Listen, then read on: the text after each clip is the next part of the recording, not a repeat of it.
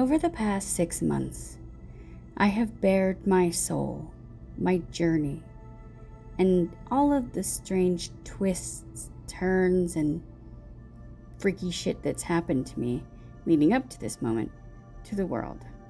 I've faced a great deal of adversity and overcome the odds in more ways than one. I say this not because I want anyone to feel sorry for me, because I want you to know that there is someone else in this world who has felt like an outsider. I hear you, I see you, and I wish that I could give you all of the love that you so deserve. Welcome back to Going 5D with Destiny Dawn. I'm your host, Destiny Dawn. And let me tell you, it has been a weird last few weeks. I had a bunch of pages written out a few different times, and I have untitled docs saved, adding in some ad-lib, probably at least, half an hour of, video time in each different episode that I started to write. It just didn't feel right. So I decided to save all that for another day. Suffice to say, this wild ride ain't over yet, and I will have a lot more to share with you next season. But for today, this will be our last episode until next year. I'm thinking mid-February. So I wanted to talk about some things that will not sound very spiritual at all, because I really do think that they need to be said. If nothing else, I want to put it out there in the universe, because I see this reality like a game. And if I can take anything away from this, aside from what I've obviously learned, I would really like to help you play that game better, preferably beat it. I've learned so much in this process, and I really do want to thank all of my listeners, all of my new followers. You really have inspired and encouraged me to step out into the world where I have been able to share my experiences and work through some remaining shadow that I didn't even realize I have. Enough about me today, though. I want to focus on you and all of this chaos and these things going on in the world around us.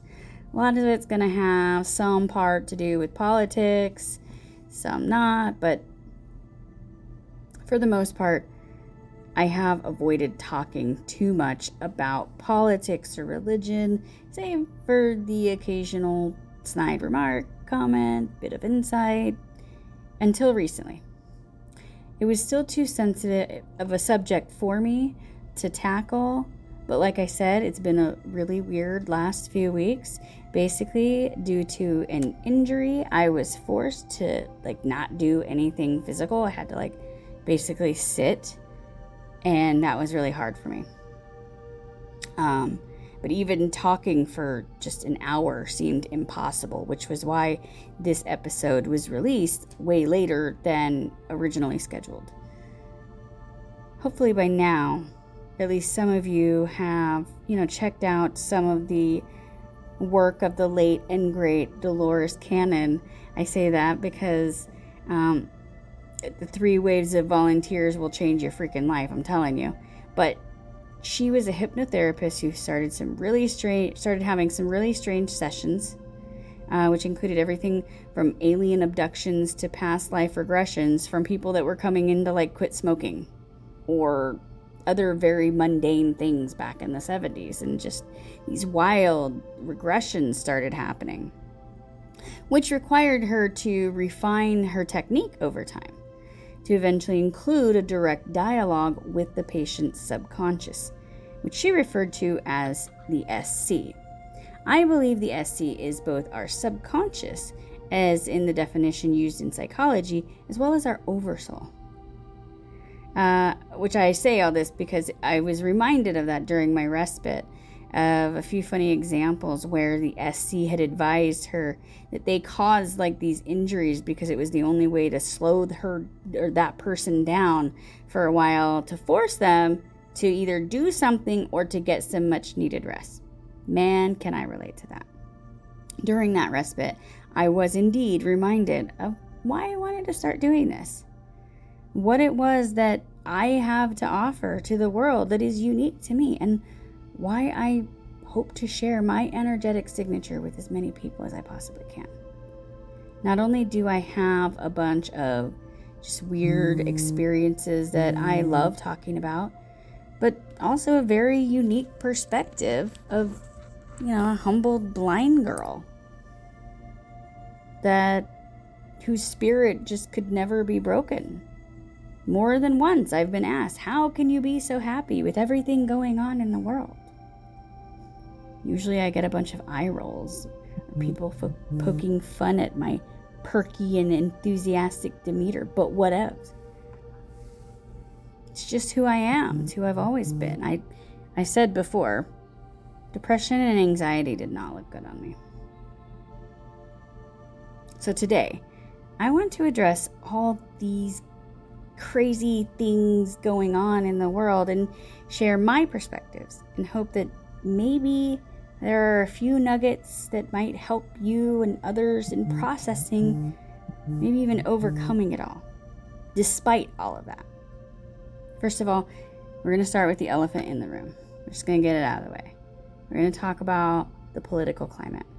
Just get it over with, especially since it's probably going to come up at some point anyway. It may come as a surprise to some of you to know that I used to be a Republican. I know. Definitely more of a moderate conservative even when I was on that side of the aisle. Still, nonetheless. To be honest, I still lean a little bit more to the right about some issues, but at the end of the day, I definitely do lean a little more to the left, at least than I used to. I would now consider myself to be a moderate independent. I usually do, though, vote Democrat because I generally resonate more with those candidates than I do with the Republicans. Some of you are probably like, if I don't vibe with them, they don't get my vote, period. And that's totally fine. I get that. I have people that I know that are that way. But, like anything else, I choose the candidates whose beliefs, actions, and future plans align most with my beliefs. I don't have to like them. They don't have to be my best friend. But I'm going to pick the person most like me. But Destiny, why? I know. Voting for a moderate or independent seems like the right thing to do, but let's be honest, they can't win yet. That said, I want to take this opportunity to emphasize, again, I'm not a Democrat either. I do lean a little more left, but I personally believe that the two-party system has failed. It failed a long time ago. I see no sense in perpetuating an archaic system that no longer serves its intended purpose. My voting for a candidate that leans more closely to my personal beliefs than the other candidate is how I see it, regardless of which party they're a part of. That's how I see it. In that sense, I would be just as likely to vote for a Republican. We're just the right one to come along. It just happens to be extremely unlikely.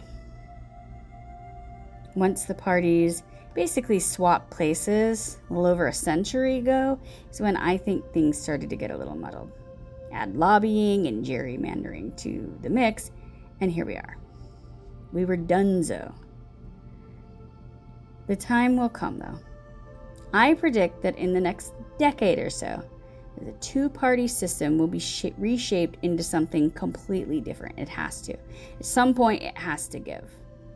And I think that's what we're perceiving the chaos to be at this time, is we're in the middle of a huge fundamental shift. But until that time, I want my vote to actually count, to matter, which is a good thing that the Swifties are so in love with Kamala Harris's running mate, Tim Walz. And I gotta say that I agree. After looking over his bio and his record, I'm totally digging the guy. Who wouldn't love a former teacher that served our nation in the military and then went into politics to help make it better from the inside? What more can you ask for? I think it's great. Plus, he was the one that started the weird thing, I think. Which brings me to my next point about politics. We need to stop talking crap to each other and falling for the back and forth. Bullshit about how everybody is corrupt, because it turned into this like constant game of gaslighting, because half the time I don't even think people know what they're talking about. What we are doing when we believe this crap or we just fall for it is that we're sentencing ourselves to a life of fear. To dignify the statements made by those who are the loudest and most corrupt in the room, give power to those people. It empowers them to control and divide us further. And I'm still practicing. You notice I just talked crap a second ago. I try not to, get involved on social media anymore. I've taken stock of where I have the most issues, and I'm trying to take a step back really hard. And it's hard because my biggest thing is lies. If I see somebody telling a half truth, or I can tell that they're not accurate in their information, my first instinct is to correct them. It always has been. But that's something that I know about myself that I'm trying to work on. But remember, politicians are basically salesmen. I mean, even if they mean well, ultimately their job is to sell themselves, their agendas, whatever policies it is that they believe in, and that of their allies. That isn't to say that we shouldn't hear the information and be mindful of it, but we need to stop letting it prevent us from having the experience that we want or came to have. And especially from not trusting one another. It's one thing to be aware, but it's another thing to be just completely living in distrust. That's just insanity to me. I say that because I know people who are scared of literally going anywhere or doing anything at all in fear of all these shootings and riots that have happened. I remember I had one of my cousins come to me right after Trump had been elected. And I was hearing some people I'm going to move out of the country. And it was just chaos. There were protests in Portland, Oregon, which is where I had to go every day at the time. And I was not happy about it. I was almost done having to go there because I was going to school there for a while. And I remember just wanting to hurry up and finish out my program because shit was getting real. But my cousin, who was living, a good half an hour, 45 minutes away, was freaking out. He wasn't having to go there anymore, but that's where the majority of the riots and violence was happening. And I'll tell him the same thing, or I told him the same thing that I'll tell you now, which is, let them fight it out. I'll be over here. Even me being in the thick of it, as long as I kept my head down and drove through, nobody really gave me much crap. There were some cars that were damaged. Luckily, mine wasn't one of them. But for the most part, if we mind our own business and keep living our lives, guess what? We just keep living our lives. It's great. I love how that works. Yes, politics has turned into a shit show. But giving up on it and everything just adds to the chaos. Imagine what we could accomplish if every person who didn't think their vote mattered or refused to participate because of how bad it has gotten actually made their voice heard. Imagine if they actually participated. Does that mean you have to participate in the chaos? No. Does that mean that you need to know everything or anything that's going on in politics? No. One of the things that I've learned how to do in my efforts to separate myself, I still kind of keep myself a little bit apprised, but I don't listen to the news anymore. I used to listen to NPR on the radio every morning and every night to and from work. And you know what? Now I just jam out to my own music. I just do my own thing, and it makes me happy. But what I do is I do read up on the candidates. When election time comes, every 2 to 4 years, I sit down and I will read the information that they've published. I'll go check out their websites. And yeah, it takes me a few hours to get through that process. But by the time I'm done voting, I feel like I have a pretty good sense of who I wanted to vote for, and I feel pretty good about who I chose. So I think that's probably the best way to approach it if politics is just too much for you. It's hard to get away from people wearing these t-shirts and talking crap all the time. I get it. But it's just like I was talking about. If you just keep doing your thing and just don't participate, people don't really bother you. At least that's been my experience so far. So I would highly recommend others try that as well. Divisive statements, keep in mind, are generally either made to be a distraction, to deflect from something else going on that a person would rather avoid having attention directed toward, most often themselves. And at this point, I'm kind of talking about candidates and their followers who are just incessantly talking about it around you. You know, that's usually coming from someone trying to protect themselves or someone they represent or are in a mutually beneficial partnership with, or that they have dirt on. I think that's a thing in politics right now, is a lot of people are aligned because someone has dirt on someone else, or they both have dirt on each other. I don't know. Point being, the French Revolution may have gone very differently if there were no social media to divide their people or misdirect them away from what was happening before their very eyes. And that's the point I was getting at. Assume that the truth lies somewhere in the middle and just let it go. Cool? Because I get a lot of but why aren't you upset? How can you ignore what's going on? Well, because it doesn't help me to freak out about it. Really, it doesn't. I only bring up the French Revolution thing because back then it was more of a people versus the government kind of scenario.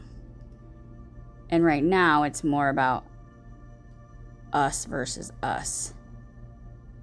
And they're just controlling the game.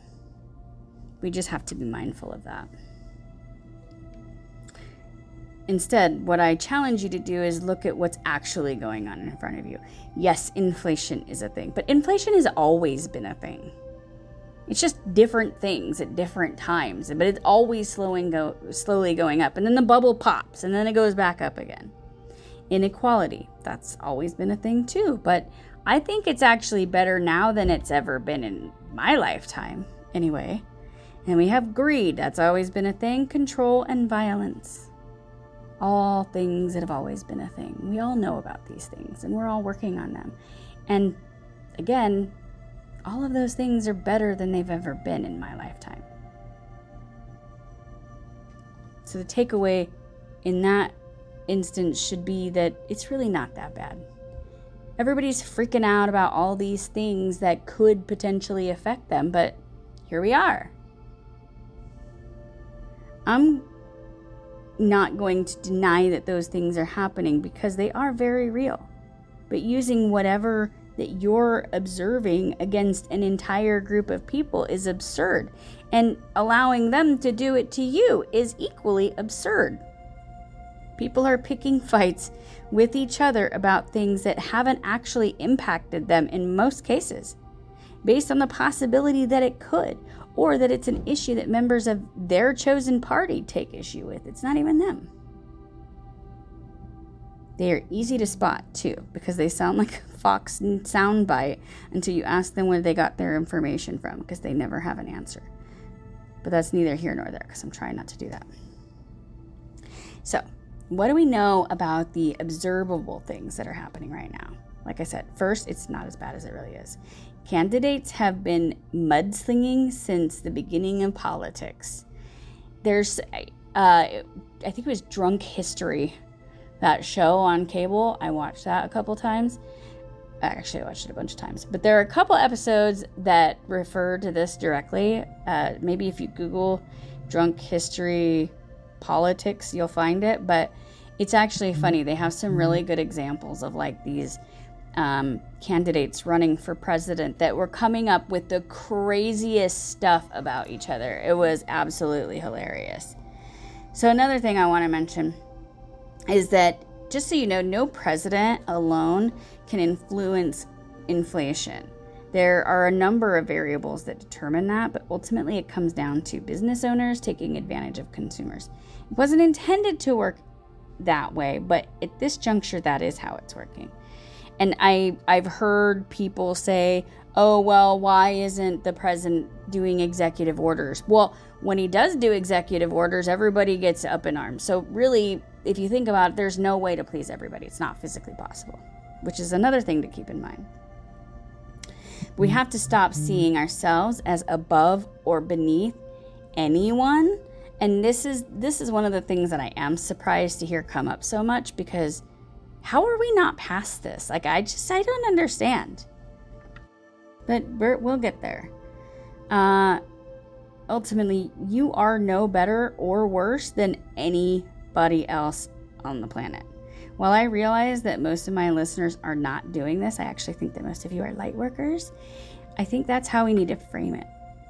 And that's another reason that I kind of wanted to touch on some of these things, is that, so if some of them do come up, you have tools in your tool belt in order to, respond effectively, or maybe just to be able to get away from the conversation.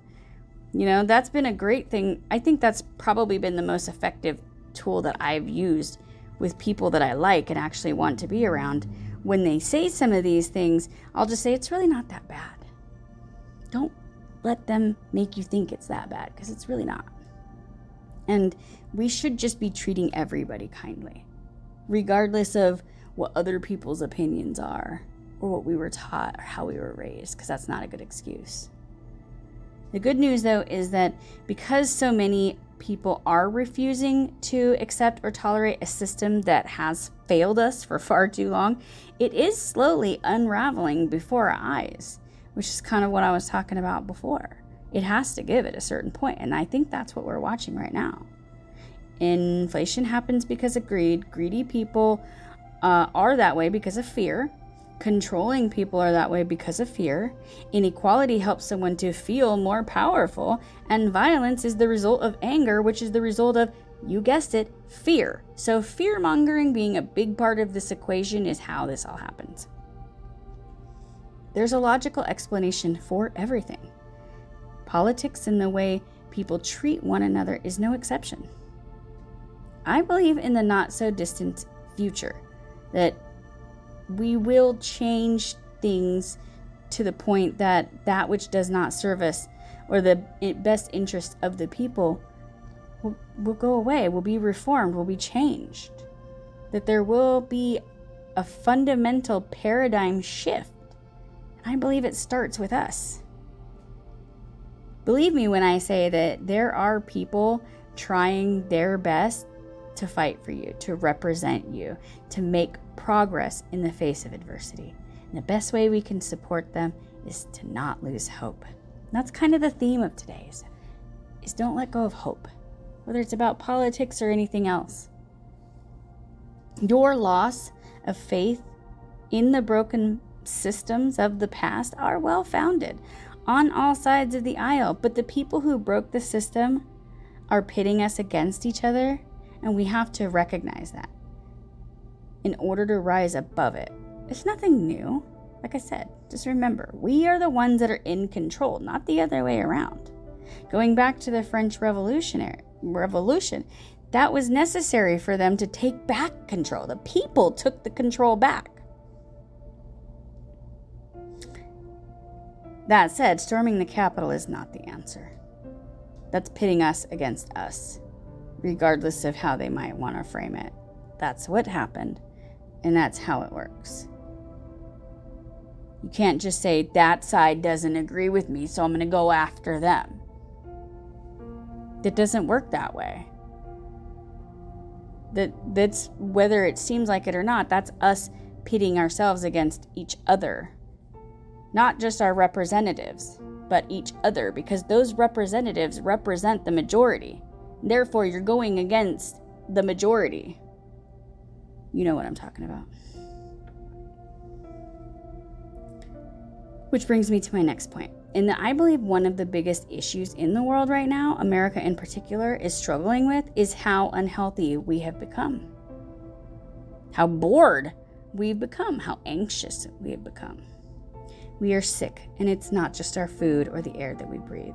We are weak because our bodies were not designed to be this sedentary.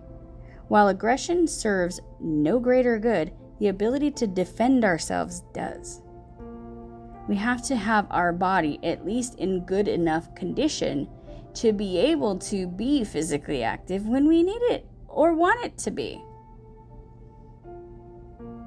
I was kind of thinking at the time that I had written that down about being able to use it for self-defense, but I don't really think that that's going to be necessary. I don't want to mislead you in that way. I do think it's a good thing, especially for women. So, because I know for me, when I go running or when I go walking, I do get worried about that kind of thing. So self-defense classes are great. But whether we're talking about it for that reason or just so that we can use our bodies when we need to is my point. So, continuing on. One of the biggest problems is that we are bored. We're constantly seeking both stimulation and instant gratification, all while feeling disempowered and, let's be honest, a little angsty. This is why I believe we are so addicted to our mobile devices. So we're isolating ourselves inside. We don't feel safe about going outside. We don't want to go outside and be around other people, and here we are. It's a great way to kill some time, sure, but mobile devices are really starting to become a problem. The fact that around, conservatively, an estimated 35% of users are addicted in the United States, that's according to the National Institute for Mental Health.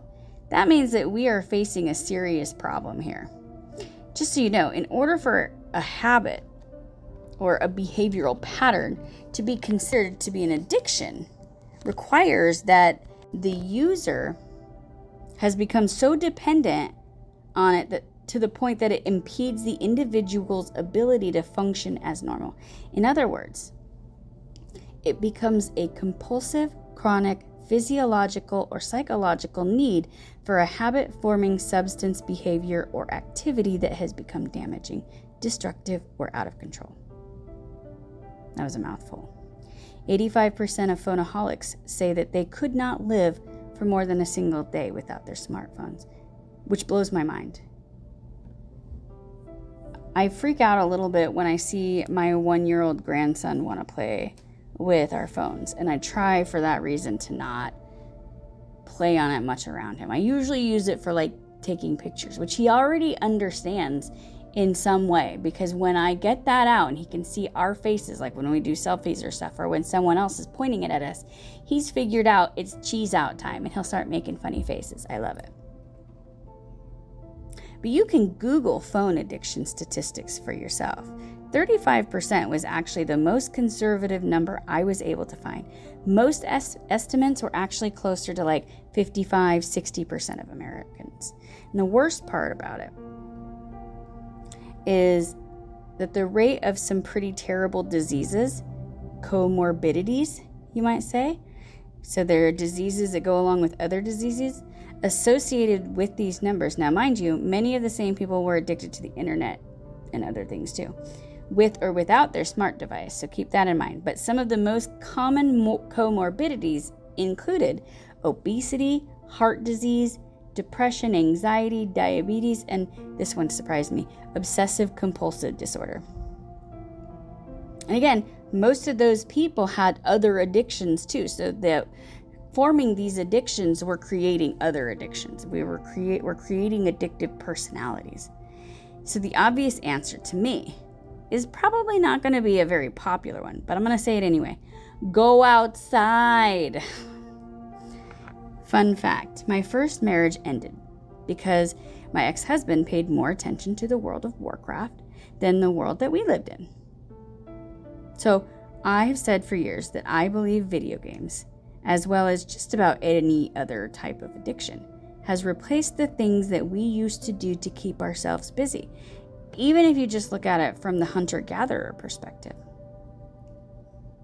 We are built a certain way, and it was so that we could go and do these specific things, and we've evolved to the point where we still have those bodies, but we're not using them in that same way. We still have that adrenaline. It's got to go somewhere. If we get anxious, where is it going? If we get stressed out, where is it going? You know where it's going? It's going on our ass, our thighs, the midsection, for me, the chin, and it's not cute. It weighs us down. It makes things even harder. As strange as it sounds for us to imagine in this day and age, our addiction is, I believe, a direct result of abundance and access to technology. It is, because we don't have to go and slave in the fields anymore. We don't have to go hunt all of our food.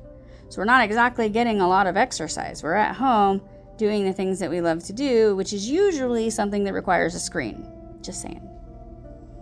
In most parts of the world, people have to access smartphones and the internet, which is amazing on one hand. I could go on and on. I don't mean to talk all this crap about technology because I love it. It connects us.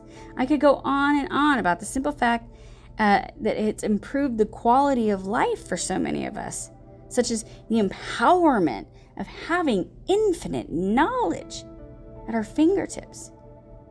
It is my belief that the connections made with others around the world, combined with that knowledge that we've exchanged and shared with one another, will ultimately reshape our current political landscapes once we figure out how to balance things out a bit more. And one of the things that I'm referring to when I talk about that also has to do with spirituality too, because now we're comparing notes, right? We don't just have information that's available to all of us, but we're all collectively looking at some things and going, what the fuck? Or we're going, whoa, what's going on over there? You know, there's a whole bunch of people all over the world wondering what happened to America. And I don't blame them, because I'm asking the same question. I'll keep going. Which brings me to the next big issue I feel like is going on right now, which is loneliness and isolation. It's a big thing, and a lot of it has to do with all the things that we've been talking about up to this point. But loneliness, let's be honest, it makes us depressed. We're bored, we're anxious, we're dissatisfied, we're angry, we're stressed out. All of these things are going on, and then we're lonely, which in turn causes us to seek out more of that gratification, to fill the void, always in hopes of finding others like us. And why are we so lonely? Because people don't gather for social functions like they used to. People are scared. We're used to technology doing a lot of our work, so oftentimes we're just doing that. We're just using technology. And another big thing that's strange to me, but I keep having pop up, is the fact that, and I thought I would include this here, how many of you have heard people say things like it's too people-y, or that everyone annoys them? Do you guys hear that a lot too? Because I'm hearing that all the time. I don't like to be around people.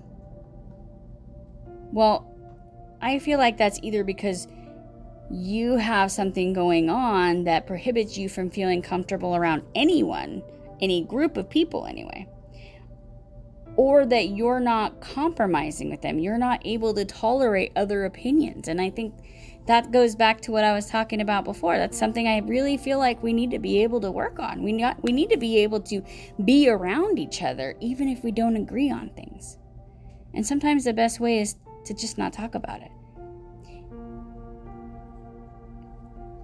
I don't want to keep kicking the dead horse related to politics, but whether it's to do with politics or anything else, be mindful of the fact that a lot of times We're all on the same page. The information has just been presented to us in a different way. Does that make sense? Sometimes somebody's perspective is just skewed. There was some study done recently, and I'm ad-libbing right now. But there was a study done recently that concluded a lot of us, most of us, it's like 70% of Americans anyways, want the same things. It's just how the information is presented to us that is really dividing us. And that's my point about everything. And it's not just politics. It's religion, social norms, LGBTQ+. We all want to be happy. If people think that they have to pay for abortions, they're more against abortions. When in reality, they're probably paying little to nothing. At least in most states. So LGBTQ, a lot of that is, that's hindering people in accepting those people is religion. We don't need to propagate all the time anymore. We're good. We can let that go too. Anyway, back to what I was saying. We're lonely. And a lot of people feel lonely because everyone annoys them. Obviously, that doesn't apply to everyone, but it is chilling to me how often I hear people say those things. Always something to the effect of being intolerant of other people and their beliefs. And that's the point I was trying to make. If we could find a way, a funny, clever way of getting around that would be great. If we can figure out how to be around each other, that would be ideal. Going back to one more thing on that, I've noticed, I think people are afraid of this too, a lot of situations escalating. We got to learn to find outlets for our anger, which I'm going to touch more on with the whole going outside and doing things thing. But we really got to find freaking hobbies. We have to find outlets. So in addition to being able to learn to deal with and talk to each other again, I think that we need to find outlets, which goes back to the whole hunter-gatherer mentality and using our bodies the way that they were meant to be used. A lot of people aren't in sports anymore. We're not doing anything. And I think that there's sometimes the video games do help with some of that aggression. But it would really be great if we could balance that with a workout or finding some. I'm not a big gym fan. It feels boring to me to just stand in the gym and run. But I love hiking, I could play soccer. I love soccer. But I love swimming, but I don't like going to the gym. So I get that. And it's like you have to carve out this time and you're not really a huge fan of it. And it kind of feels like a meat market. I'm not a fan. So I can relate to that part.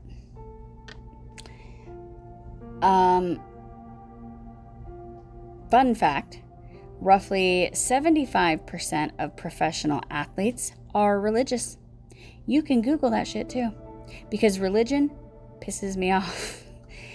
And that's why I say you could Google it, because one of the first articles that popped up was actually this one from the BBC that said, how to build an Olympic athlete, be religious. And no, they were not referring to consistency. I checked. The church has always been good at one thing, better than atheism and spirituality for sure, which is community. I hope to be part of the effort in helping to establish non-theistic communities, but we're still figuring this out, and I feel like we're still a ways away, so it will take time for us to make that happen, and conversations like these, or ideas, or learning how to tolerate each other first and foremost. There's a lot of steps along the way, but I do feel like it will eventually happen. But social groups fill a lot of those voids, which I believe is why religion has lasted as long as it has. By nature, humans are social creatures. At the end of the day, we want to be loved and accepted. We want to feel a sense of belonging by people who we can enjoy doing things with, even if we're not people-y people. Deep down, we do love it. At least like 90-something% of us, I think, because there are a few people I have met in my life who just don't like people. They don't like any people. They can be really nice. Most of those people are actually the nicest people I know. Again, there's like 3, but they're like the nicest people I know. But they would 100% prefer to spend their day with animals. I don't know what that is specifically, but it's like this special little group all their own. I think those are a special kind of energy worker. I don't know. But bringing everything full circle, I have another tool that may help you with the things that we've been talking about that I kind of wanted to introduce. And I've talked a lot throughout this about some psychological, metrics and theories and things that you can use, tools, words. This is one of those, and I would like to introduce it to you. It's called Maslow's hierarchy of needs. When you're looking at it, it looks like a pyramid, with the bottom being the widest part, our most basic needs, and the top at the point is where we're striving for. The theory is that as we pass through each stage, we evolve, right? Our most basic needs, and this should be pretty obvious, are air, food, water, shelter, and sleep. Once those have been addressed, we can move to the next stage. And in that case, that's where we have security, which is our health, our employment, our social ability, which AKA is our ability to attract friends, make connections, and ultimately mate. It's very primal. After we've secured that, let's call it level 2, next up is love and belonging, which makes sense if we are trying to figure out how to be accepted by society. And we're not just talking about procreating, though. We're also talking about loving others and being loved by others. Intimacy and connection are a very important part of that. Which is why I say we are social creatures. We really do want and feel fulfilled by having that in our lives, whether we realize it or not. Now, once we have all of those, right, then we go to the next stage, which is self-esteem. Confidence, achievement, respect, accomplishment, the desire to stand out and be unique. We love that. We love to feel that way. And some people, like, things kind of get messed up along the way. It's just like with the developmental stages we've talked about before. And it can contort how that feels when you get there. They need to feel respected. They need this more than what would be reasonable. Chances are something went wrong along the way. But assuming everything went great,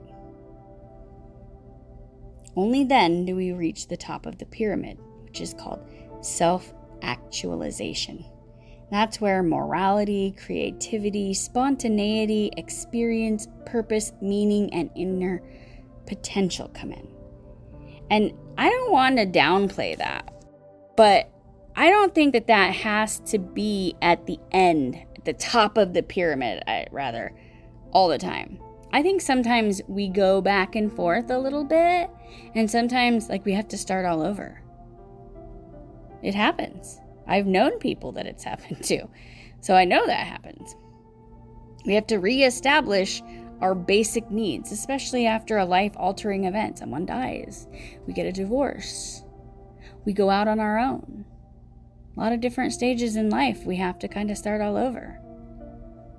But understanding these very basic concepts, my hope is that that should at least help us to kind of put the world into perspective. Not everybody's out to get us. Most of us are just doing our thing and doing the best we can. Believe that. It's okay to cheese out. If people judge you or don't like you for who you are, they're not your people. But being you and putting yourself out there gets you better chances of finding someone who is. Which takes me back to kind of what we were talking about before. So now that you know this, you understand these things that have to be met, these needs that have to be met. You can look at it and go, okay, well, people who are greedy are probably either conditioned to be that way, or they had to fight for survival like the rest of us, and they'll do anything to preserve what they have. But something went wrong. And they have a need for excess or control. And then those people probably need help with that. We can get pretty ugly when things don't go our way, when something goes wrong, or even worse, when we're hurt, traumatized, especially if it happens at a young age. Because everything then piles on top of that painful experience and changes every experience after that point. We now see from a different perspective. And in order to get back to that, it's a whole big thing. I feel like we've covered that pretty well in previous episodes, so I won't beat that dead horse. But look at how a toddler reacts when they're hurt. They're the perfect template. Before they're damaged and traumatized or conditioned or who they are going to be as adults, they can be little shits, and that's who they truly are. They are great examples of the human template because they're not fully influenced yet. They're being influenced, but that hasn't yet formulated who they're going to be. So babies and toddlers are great templates to watch. It's just like watching their capacity to love everyone unconditionally and accept one another. Those behaviors are, learned that tell us not to do that go against those instincts. But watching them love unconditionally it's one of those things that are like amazing to me. It's incredible to watch the love of a child. This would be a great time to unlearn some of those behaviors, and to be mindful of how kids are observing the world at this stage. And, it's funny because I think that because our youngest generations have observed us nitpicking and fighting over really dumb shit a lot of the time, it's a big part of why they've separated away from us. So the best thing that we can do is lead by example and do better. And I guess that's what I'm getting at. Let's do better. We don't have to live in fear, nor do we have to live in isolation. And I'm not here to judge you or to make you feel bad about your lifestyle, not at all. And you might not have this lifestyle at all. And if you don't, great. Help be the example for those who are dealing with that kind of stuff. Be a friend. I get it. I spent like 4 years of my life playing Yahtzee with friends every spare moment I had. I was surrounded by a house that was falling apart without the funds to fix it. Teenagers that were all needing things and wanting even more things that I couldn't afford to give them. Life was really hard for me during that period of my life that I was raising teenagers. I'm not going to lie. Funny enough, it wasn't until I tried shrooms back in 2017 that I realized how bad things had gotten for me. It was a trip. But by that point, I was 213 pounds, mind you, and severely depressed, riddled with aches and pains because of the extra weight. It was a hot mess. It was really hard for me to get out of that. The idea of exercise was unimaginable. And honestly, quite frankly, I had kind of become a flaming bitch. Like, and that was part of, like, I guess my revelation that day that I tried shrooms. It was a whole thing. But I wouldn't want anyone to have to get to that point, because that was an extreme for me. I'm only 4'11". I'm tiny. You know what 213 pounds looks like on someone who's 4'11"? It's not cute. In January of 2018, so like maybe 5 or 6 months later, my husband was admitted to St. Vincent's Hospital in Portland, Oregon, with symptoms of a heart attack. Luckily, it wasn't that, but he did have to stay a couple days because his liver wasn't fully functioning. He was scheduled to have his gallbladder removed. That's when we went vegan. So like I was already kind of doing some things to work on the weight, but it wasn't going that great. It was slow going, and I kind of figured it would be. But, you know, I tell you what, when I went vegan, we lost a lot of weight. It went great. But I won't go down that rabbit hole. We've talked about that before. But if there are ever any of you who have considered any kind of plant-based diet, I did want to make a couple of worthy mentions, because while I was doing this, I thought of, you know, some of the things that I had watched then that really helped influence the direction that we went, which was a couple of documentaries. One was called Forks Over Knives, and one was called What the Health. So trust me when I say I can relate to your struggles. The change is hard and sometimes painful in more ways than one. But you'll never know what you're capable of until you try. Living in fear sucks. Being controlled sucks. Living in subjugation sucks. And all of these things have been holding us back for way too long. So if we're in those positions, I hope something I said might have helped. If we're not in those positions, I think now's a really great time to help the people who are. We are adaptive creatures who have managed to find ways of filling holes, filling needs, these cracks in our broken hearts. But ask anyone, there's no amount of food, sex, drugs, electronics, or any things of any kind that will fill us up quite the same way as getting outside of our comfort zone, learning what we can, having fun, experiencing this beautiful world, finding joy in our everyday lives, in this physical reality, especially while spending time with other people and doing it. If you can't fathom the idea of being around other people, like I said, it's okay. Some of us just aren't there yet, but don't lose hope. Because sometimes hope is all that we have. Sometimes hope is what we need, what somebody needs. But I do recommend trying to do something fun today. Sing out loud, dance, paint. Do something that makes you happy. I love the idea of dancing around like you did when you were young, and especially too young to be nervous. For those of you who love your mind, body, and soul, whatever you do, just do something. Get off your ass, or better yet, let's get off of our asses together. I challenge you, and I'm going to try to do it myself too. Not because I have to, not because I'm in a slump or in a funk, but I have a lot of stuff that's opening up for me, and it's a little intimidating, I'm not going to lie. So you can help hold me accountable too. But getting out there into the world can make a world of difference. And if you don't do it for yourself, maybe try doing it for someone else. Maybe try to go visit someone. One thing I'm reminded of is our senior community and our elders. When I was younger, I remember talking with a lot of my family members, and there was always this debate about who was going to call who, or who was going to go over and see who. And and I think I've mentioned this in previous episodes, that was what my favorite part about my in-laws and having family down south, because there was never a debate. Everybody just goes and sees everybody. Everybody calls. They're not calling you, you're calling them. Maybe we should try that. See how it fits.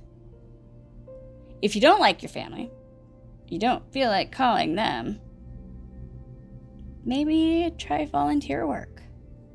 Maybe try just going out into a public space that's safe and, see if you can mingle with some people that do like the same things that you do. There's game stores opening up, and I don't mean just like GameStops or something, but there's like stores where you can go to, and some of them are even little pubs, and you can play games with other people, even strangers. They host events, and I think it's great. It's one of those new things that were created by gamers for gamers, but it's opening up to be a bigger thing, and it's inviting families in. I love it. I have one opening up nearby me that I'm totally going to check out. How cool would it be to like go and have a drink and play a game with people you don't know? I think it's great. And at the very worst, or very least, you can always go and visit your seniors in senior homes. Call ahead.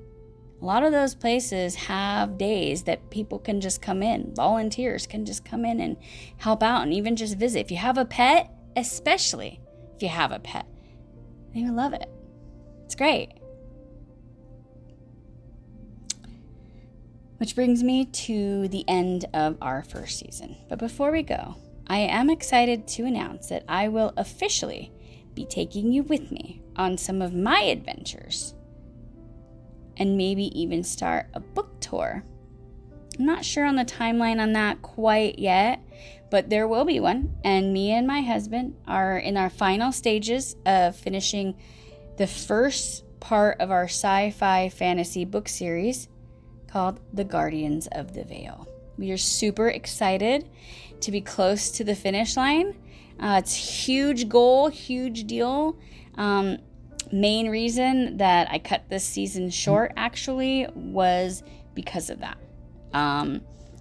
There's been some stuff going on, like I mentioned earlier, but this was a big part of that decision because I just had this feeling like I need to finish this. And have you ever been at the end of a project and you can see the light at the end of a tunnel? We're right there. I can see the light. We're so close now. And it's such an exciting series. We think that there are going to be at least 9, and we're going to release the first 3 at the same time. As mentioned previously, there's a lot to do with like Atlantis and Lemuria and just a lot of great stuff. I can't wait to tell you more about it when we come back. From yoga and meditation to wine tasting to cooking to hiking to the beautiful Great Northwest and much, much more, join me as I meet new people and have the kind of experiences that I always wanted to have as I get off my ass and go outside. Hey, if a blind, chunky, almost 50-year-old lady can do it, so can you. Or at least most of you, but I have faith. Thank you all again for joining me. I have had such an amazing time doing this podcast. This episode was not my best. I feel like I've done a lot better, but this time I really wanted to keep it loose and talk about some uncomfortable things and just give you some insights, some words of wisdom, and some encouragement. What it all boils down to is hope. Let's have hope. We've gotten through some really rough times in our history with nothing but hope on our side. And I'm confident that we can do it again. As always, please do feel free to send me your questions or comments at destinydawn1978@gmail.com. If you would like to support our little venture here, please do feel free to donate to us on Cash App, Destiny McLaren, or follow me, Destiny_manifesting on Twitter or TikTok, or on my Flavor and Spirit page on Facebook. You can always check us out also on our website at flavorandspirit.com. Until next time, much love to you all. Namaste.